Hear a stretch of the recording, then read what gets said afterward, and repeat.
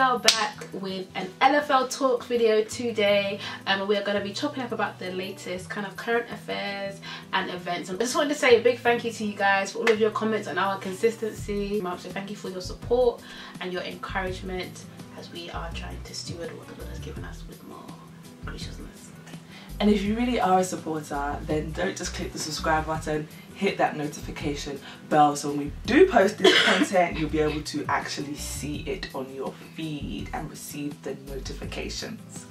So the first topic we're going to talk about is regarding Gayle King and the question she asked around Kobe Bryant and also the response she received. It's been said that his legacy is complicated because of a sexual assault charge which was dismissed in 2003, 2004.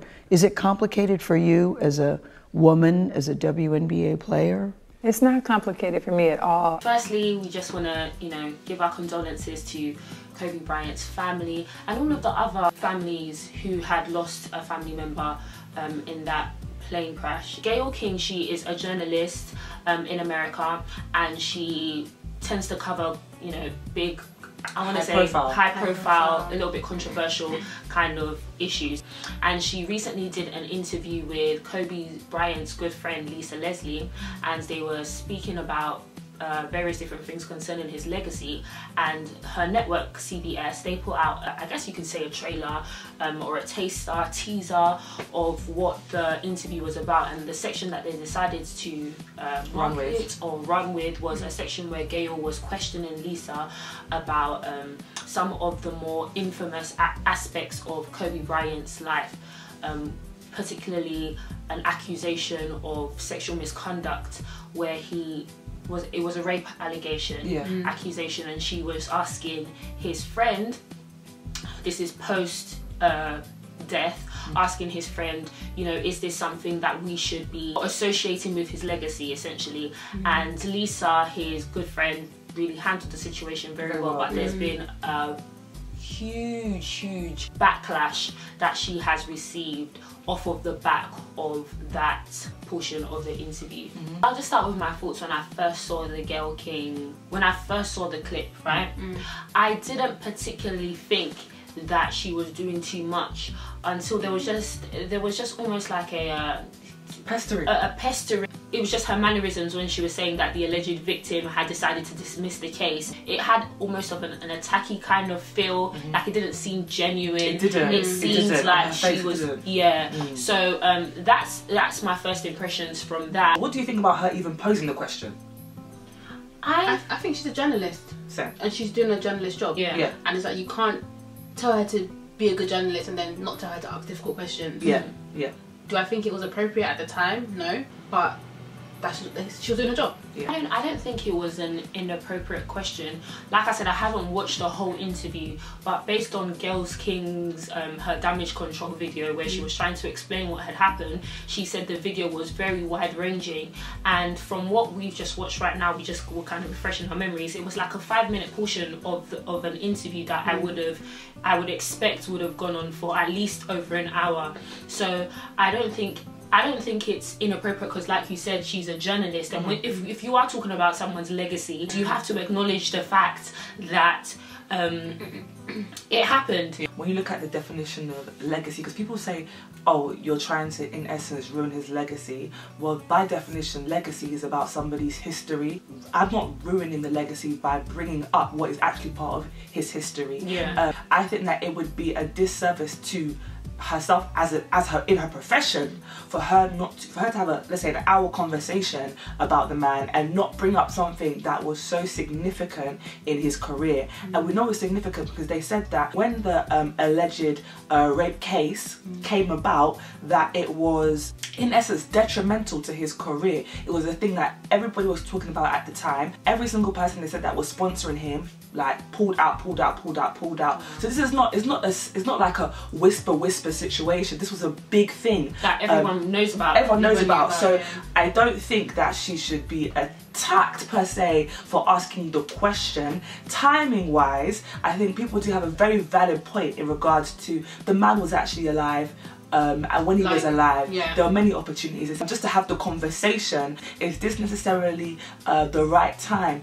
But then I thought to myself, people would say, when is going to be another opportunity for people to discuss the incident that took place and how that affects him? But then I thought, there's always a Lifetime documentary. There's always going to be a documentary. He is world renowned for his part to play in the sport that he's in, so he's going to have documentaries, he's going to have films made about him, and that would be a more appropriate time to discuss this, considering that right now he's passed away about, what, a couple of weeks ago, and his family and the world are still in mourning. What just came to my mind was that we also know about Kobe Bryant, was it his infidelity in his relationship to his wife? Even so much so, Rick Ross put it in one of his songs, you weren't with him shooting in the gym when she wanted to divorce him, and I think take half of what he had. I think would it have been like 84 million or whatever figure it was huge, which is why everyone was going crazy. So my mind came to, like, whatever judgment you guys made about not putting that in the interview, how come then you would think it was appropriate to bring up a sexual allegation in the same way? I don't think that's fair, because both of them are still very harmful to his family. To, of course, to bring up again the infidelity allegations or whatever had happened and attach it to his legacy. They're still together. They even had another baby after that, or I think it's even another 2 after that. So they kind of had blessed it and worked out as a family. So it would have been very hard on his wife to hear it again. But then also the same thing about having to hear again about your husband allegedly raping somebody where they were together. They were married, you know, at the same time. So I think, however they decided they shouldn't have put that other thing in the interview, they should have known that this allegation, when it's a closed case, is off limits. So I understand, and it's like, again, even on any kind of social media platform, like on YouTube, you try and put things in to make the video alluring or make it interesting. So I understand that context, but there's sometimes where it's like you have to draw a line under things, and that was completely inappropriate with a disregard for the mourning wife and mother to be bringing this. And even, like, it's not like her children are so small. Her oldest daughter, I think, is like 17. Like, she's gonna be hearing these things, and it's like, I'm grieving the loss of my father and my sister, and I'm having to hear allegations about a rape case that was closed again. It's just not fair. I feel like this conversation or this whole situation is a perfect opportunity for us to really consider how we idolize people and cannot seem to grasp the fact that you can have somebody who is excelling in areas of their life, they can be motivational, they can have such an impact on your life and have huge flaws, they can make huge mistakes. Why can't we marry those things? It's almost as if we are completely disassociated with, the word that I'm looking for is depravity. And it's like, Kobe can still be great, he can still have a fantastic legacy and still have had a rape allegation, and it's okay to acknowledge that these two things can exist in one person. It's the way that people worship him and make him seem like he was like a god, essentially, that there's no way that he could have been associated with anything that was wrong. So when he's saying that, why would you ask a question like that? You're trying to tarnish his name. All of these things happen. What do you mean tarnish his name? He's not perfect. He's not a perfect man, and we have to acknowledge that and be able to be okay with the fact that people make mistakes. And also I was thinking in the car today, I was thinking personally about cancel culture, and again, there's another perfect opportunity for us to talk about what is the point of cancel culture. Do we think that we're so perfect that we won't make mistakes? If you go around cancelling people, like, people grow, people evolve, people develop, people's mentalities change. And even with this Kobe situation, apparently what had happened was he had a few conversations with the lady, and he thought that she had consented to the sex. And after having conversations, he realizes that she did not consent. No, she believes that she didn't consent. I think it's more powerful to be like, he's realized that he's had conversations with the victim, and, you know, there was learning from that, as opposed to this is something that we just want to sweep under the rug and act like it's just some dirty stain. Because the reality of the situation is, the way patriarchy is set up, I believe personally that men are socialized into some form of degree rape culture, whether they participate or whether they enable it in some aspects, whether it's just a hypersexualization of people's women's bodies, the objectification of people's bodies, and therefore they don't understand consent. And even women as well, even with victim blaming, that's all a part of rape culture. So we're in a society now where we're beginning to be more aware of these social issues and how detrimental patriarchy is and how it's seeped into all aspects of life. So I think it's a bit I don't want to say ridiculous, but I think it's a bit, I don't know what the word is. We're not looking at things holistically when we consider that. How old is he? What was, you know, his, not his culture, but what was society, what was society like back then? I'm not saying that is good, but I'm trying to say these men, even in our society now, these boys are being groomed to objectify women. And at some point in their lives, even when you're younger, when you're just touching people without consent, you participated in this culture unknowingly because you have been conditioned to do that. So we have to give people grace and understand that people are a product of their conditioning. I'm not excusing him, but I'm saying that he had a conversation with the victim and he acknowledged that she didn't consent. He's moved on. He is developed now, and we haven't heard any more allegations. We live in a culture where people don't know how to forgive. We live in a very harsh and critical society. They have no concept of mercy. And it's like, if we kind of all looked at the world from, I guess, a Christian lens, where it's like, you've made a mistake, ask for forgiveness, your sin has been atoned for, and you can now walk into the freedom of forgiveness and live a life without having the stain of sin on you, then things will be better if the culture functioned that way, but it doesn't. And so I agree with everything that you said, and the idolatry of Kobe Bryant and many other celebrities create this atmosphere where you can't even speak about their wrongs anymore. My only comment just to round that up is just to say that it can be spoken about, it can be discussed, but timing, because you also, in the same context, have to be sensitive to his family. And so it's like, everything you said is correct. You know, it's a great chance to learn and actually, like, in a Lifetime biopic, to analyze his life and say, yeah, he did make mistakes. He was a young boy whose society had taught him, you know, and that's not even to even abolish his responsibility. Do you know what I mean? But it's the reality. It's the reality. But to also acknowledge that whilst he learned and whilst he did do that and he was imperfect, there's people that are being affected by what is being said whilst they are grieving, and so the timing of Gayle's questioning and any other inappropriate comments could have waited enough, even 6 months. You know, it still would have caused uproar, to be fair, if she said it in 6 months. It's going to cause uproar whenever she says but it. It would have been better if it wasn't in the same week that him and his daughter had tragically died, if you know what I mean. I agree. In regards to the response to the interview conducted by Gayle King, we saw that some rappers, in particular Snoop Dogg and Boosie, were quite, what can I say, frustrated and infuriated by what they had witnessed. Gayle King, out of pocket for that shit. What do you gain from that? We expect more from you, Gayle. Why y'all attacking us? We your people. You ain't coming after Harvey Weinstein asking them dumbass questions. I want to call you one. Is it okay if I call him one? Funky dog head punk mother. Respect the family and back off. Gayle King, why the f would you ask some shit like that? Why would you do that to your people? You know what people going through, right? Why would you ask a question like that, trying to tarnish somebody's image? You do that to your own black people. You say it. I'm finna fire your ass up. Black people need to stop trying to hurt black people for success. If you have not seen Snoop Dogg's response, it was vile and venomous.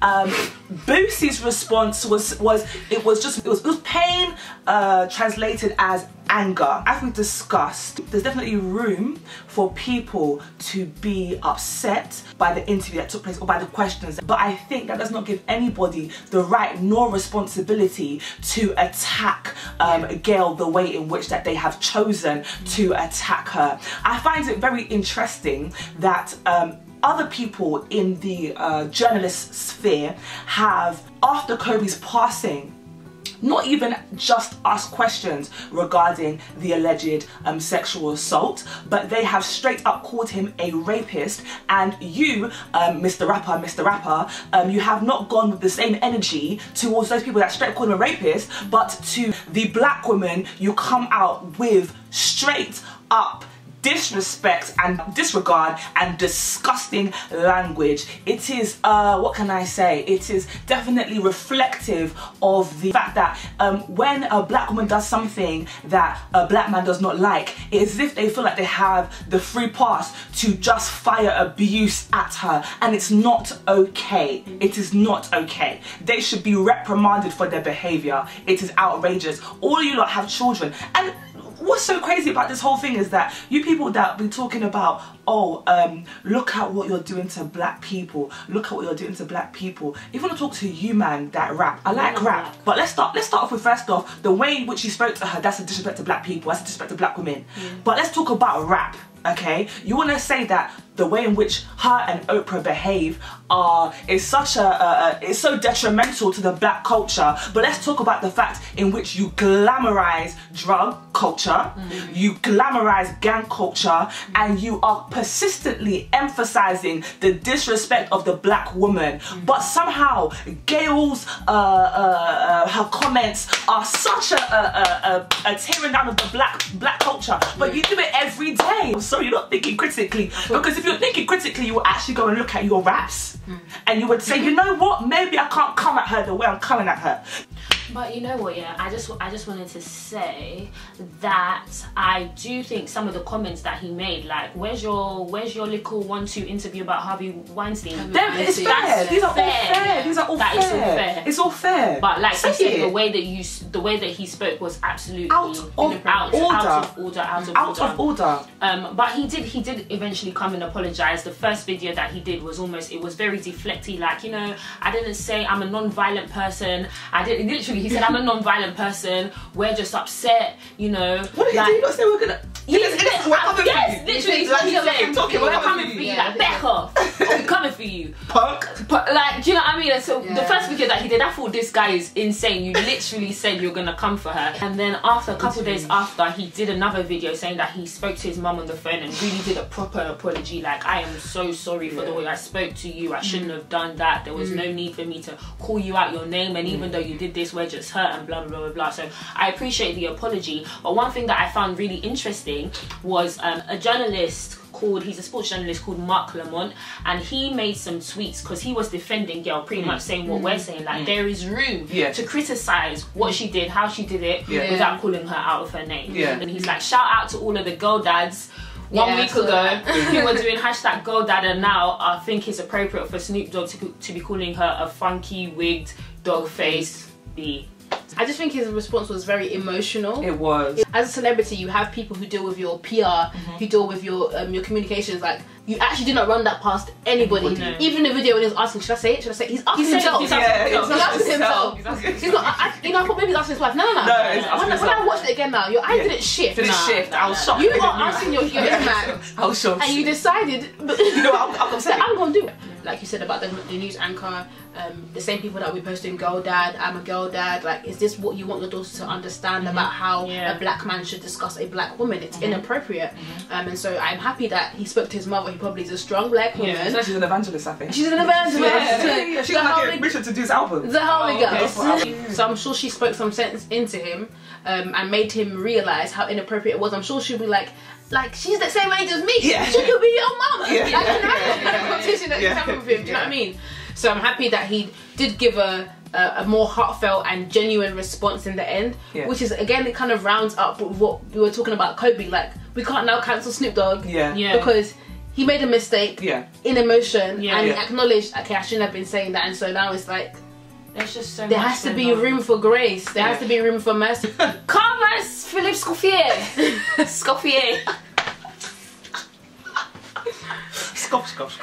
Philippe Schofield, bro. So he decided, Philippe Schofield, another journalist on Good Morning TV, and he decided to come out and live his truth, tell his truth that he is gay. So he did one heartfelt message talking about how he's been married to his wife for like 27 years and blah blah blah, and how they've been very supportive, the kids are supportive, and this is just, he just wants to live his truth or whatever.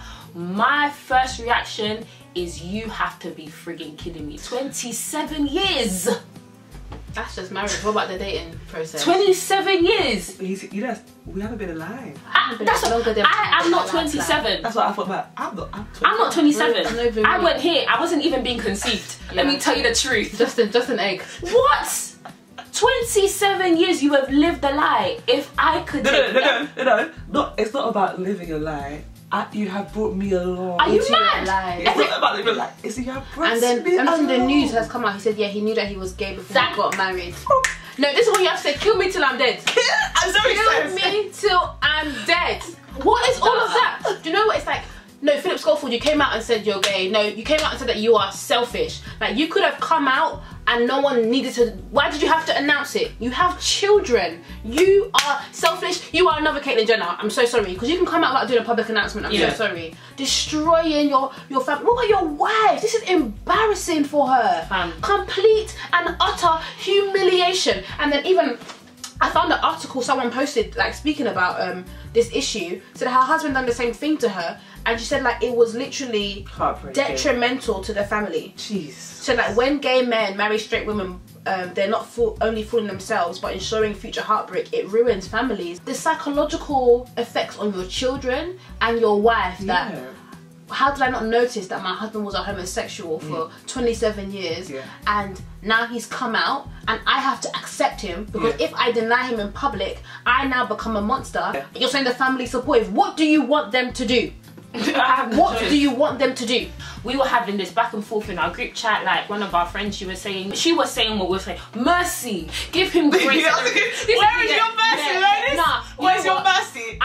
We're entitled to our outrage. After you calm down, then eventually everybody, we have to get to the place of forgiveness, but we all have to go through the process of emotions.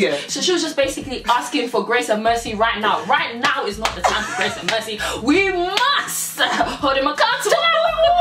Because I'm thinking, I understand, I can actually empathize. Empathize is a strong word because I've never faced these issues. This is not my reality. But I can try to, the best that I can, empathize with the kinds of pressures that you would have faced, especially with the kind of violence that was going on. And the job that you want. And the job that you're doing and whatnot. My thing is, you did not have to marry me. Nope. That's it. You do not have the right to use me as your cover-up story or as your invisible cloak for 27 years. And multiple children. Robbed me. You have robbed me. You have true love. You have really robbed me. So I don't think it's not the fact that, you know, that he was gay. It's the choice that you decided. It's a cowardly choice. You had a choice to either stay single, because people do it. They stay single and live their truth. Not necessarily for the media, but you know, they do whatever they're doing. But I'm not going to use you and wrap you in a lie of 20s. I don't think you guys, do you know what it means to fall in love with somebody, marry that person, and then after 27 God blessed years, that person comes and tells you, listen, sis, because it's not wife no more. Sis, I'm gay. Honestly, I've like, been gay and I've been having homosexual relationships. It's wild. It's wild. It's wild. And then on top, to add insult to injury, insult to injury, we later on find out a couple days later the whole heartfelt coming out of the closet saga was actually because his toy boy in the back was going to come out anyway and say that we've been having an affair for all of these many years. That's the allegations, people. That's probably why he came out. Yes, now. That's authentic. Yes, I'm just deep in it. So you actually came, no, the guy wasn't gonna come out. You weren't gonna do it. The guy wasn't gonna come out. After 27 years, you're gonna come out because the guy was gonna come and do a tell-all, and you'd have been disgraced. So you come out. Oh, everybody have pity on me. Yeah. So he becomes the hero. This thing. Yeah. This is absolutely disgraceful. And there's a lady. I'm even scared of this lady. There's a lady on Twitter. I'm gonna mention her app because she's bad scary to me. You know that one that I always scared of. She's scary. She was essentially saying, like, imagine being a cis-het woman and you're crying tears about like how somebody who has been subjugated to all kinds of homophobic violence and whatever, living in this kind of world that is violent on all fronts. I'm not quoting her, but this is the gist that she was saying. She was using powerful grammars. Imagine being upset and crying tears and essentially making this about you when this person has essentially had to live a lie for like almost like, let's focus on who's the real victim here. Like it's pretty much like white privilege. Imagine. So wait, so she's trying to say. So I can't understand it when I saw it. So what she's saying is that the woman shouldn't cry. Yeah, she said, imagine you thinking you're the victim, and then bare people never. What? Yeah, imagine you. I don't understand it. That's mad. Do you know what? I'll even be balanced and say that I understand. Like, I understand what she's trying to say, because he's the one that's been suffering. He's the one that's had to deal with having to oppress his and his true identity. Me along for the journey. That's what I'm saying. So it's like, I understand what the point you're trying to make, but it's actually null and invalid at this point, because you don't have to deceive me. You could have done it 5 years into the marriage, 10 years even, 15, not even 20. But with these 27 years, how are you going to make up the time to her? You can't. All of that lost time. And imagine, maybe it's like you won't even really be that sexual in the relationship, and she's always been wondering, it's something about me. Okay. How does that, as a she has to go for counselling? Yeah, what about her security as a woman? Her confidence. How does that deal with her psyche? If that woman went into depression, is anyone gonna know about it? Is anyone gonna even care about her? Because no one knows her. Who is she? She's just Philip Schofield's wife.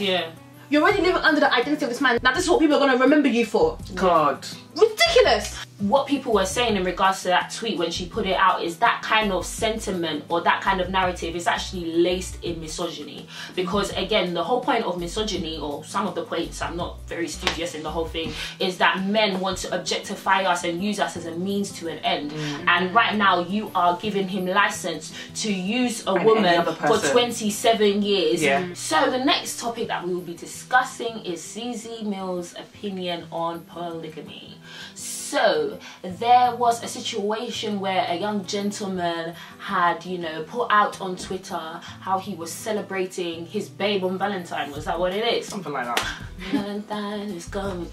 Put out the tweet celebrating his babes on the Valentine, and then another girl goes, probably shouldn't do that or something like that when you were just in my DMs, nigga. Sorry, I just get a bit carried away sometimes. And then Zeze then did a video and was just addressing women who decide to essentially out men who are in relationships that are trying to move to them. I think that was definitely the inspo for her video, but I think her main point was the fact that we need to wrap our heads around what she thinks is the truth, which is that men cannot be with just one woman, and we need to, in essence, become accustomed to that. Can we just get the thoughts on that statement in itself? What comes to my mind is, who has lied to you that that's ever been correct? I feel like almost saying like, I'm sorry that men have made you feel that way and society has made you feel that way, because it's just far from the truth. Yes, there are polygamous men, but to say that men can't be, as if it's actually scientifically been proven. And a lot of men try and run on this point as well. Like, oh, we weren't made to have one woman. You know, I'm a seed distributor. You distribute your seed in one woman, excuse me, sir. Like, that is all. I feel like it's just something that she had to accept, maybe as a form coping mechanism. A coping mechanism, so she won't be hurt. The comments surrounding women having to understand there's levels.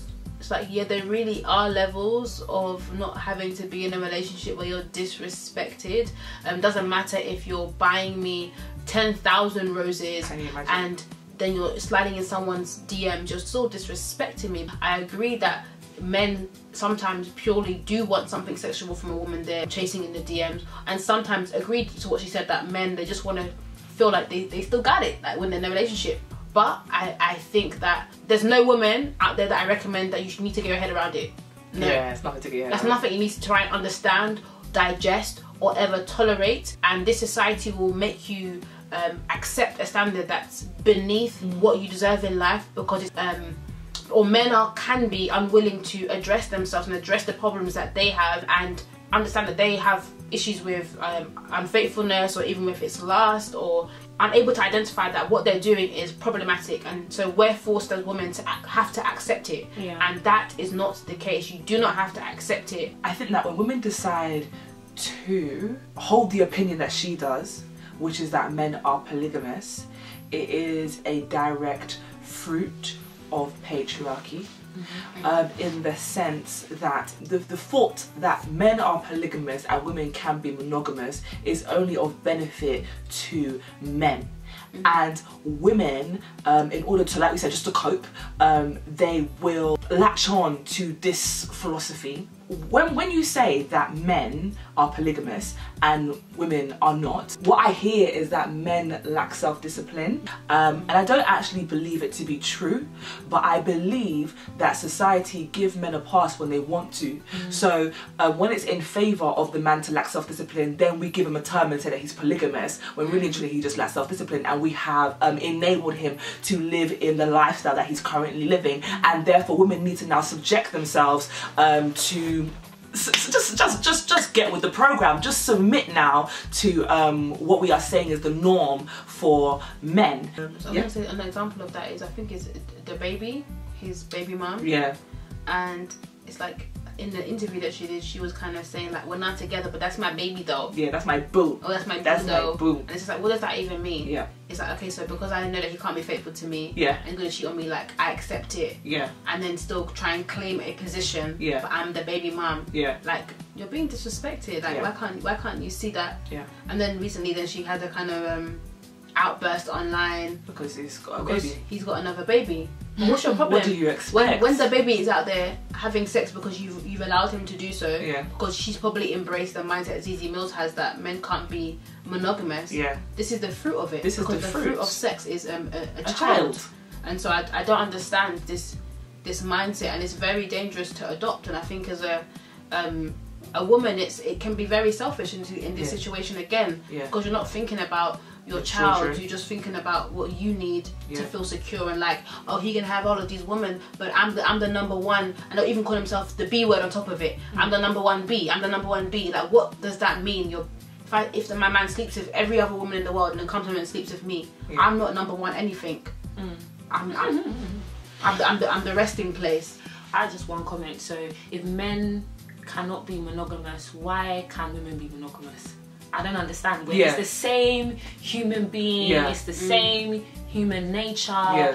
They say we have different hormones, that's what they like to use as an excuse. But we have the same brain. Distributors, that's what they call them. We have the same brain that allows us to make decisions. But I think people, they just take everything out of context. So they don't understand, even in terms of, men also used to marry several women because women needs to get married in society because women couldn't do anything. If I'm not married, I'm basically an invalid. People start disrespecting me, I become some kind of public disgrace. So men actually would be helping women out in some sort by marrying them at the time and having several wives, so that women wouldn't become marginalized in society. So people are carrying these old ways of thinking into modern society where that function is no longer needed. Even in some, I guess, there's people that are still practicing some cultures in you know, in Asia and even in Africa where polygamy is still needed because of how women are treated in society. But as for this Western society, polygamy holds no function apart from enabling men who cannot control themselves to be sexually liberal. And I think it's important to say that if you decide that you are unable to be with one woman, that's fine, you can make that decision, but you don't have to be anybody's boyfriend. Life, or be in a relationship where everyone agrees to be polygamous. People are in a relationship where they think the man is faithful and they come onto Twitter to see that he's in somebody else's DMs. Disgrace. It's unacceptable. I'm thinking of Romans 1 where it's like, professing, thinking they were wise, they actually became fools. Like, not calling her a fool or anything. We've deviated so far from the truth. Like, people are just making up whatever it is to explain things that could be explained if you know, consulted the creator. You know what I mean? Because it's like the Bible talks about how people burned with passions, and they gave them, well, God gave them to their passions essentially. And it's like, me and you are both human beings. You can have sexual attraction to another person. I'm also having a sexual attraction to another person. We're both in relationships. But I understand that this is wrong and I've literally controlled myself. I've put a cap on this. I said, no, I'm not going to act on these things. But your boyfriend, on the other hand, doesn't have any self-control and he's just doing whatever he wants to do. As soon as his body just gives him a hey, if there's a hey in his body, then he's doing hey. But you, on the other hand, you're actually exhibiting self-control and I guess encouraging yourself to continue to be one-track minded. And it's like, because men don't do that, we've come up with all of these stupid, silly theories as to how they don't have the capacity to do that. Who told you that? So why do I have the capacity? Is it that my eye, all I see, literally all I'm able to perceive with my eye is the person that I'm with? Like, do you actually think that's reality? Like, I actually don't, literally in life, I don't see anybody else. It doesn't make sense. Alright guys, it's been an interesting conversation. Yeah. Hopefully we'll be able to be back again with another LFL Talks in the foreseeable future. Yeah. If you see anything on the Instagram that you want us to talk about, just tag at Live from Layfield. Let us know what you think about the various things that we spoke about. Did you agree? Do you disagree? Do you have a different take on it? Let's talk, let's chat. Yeah. We'll be back again on either the 1st or the 15th.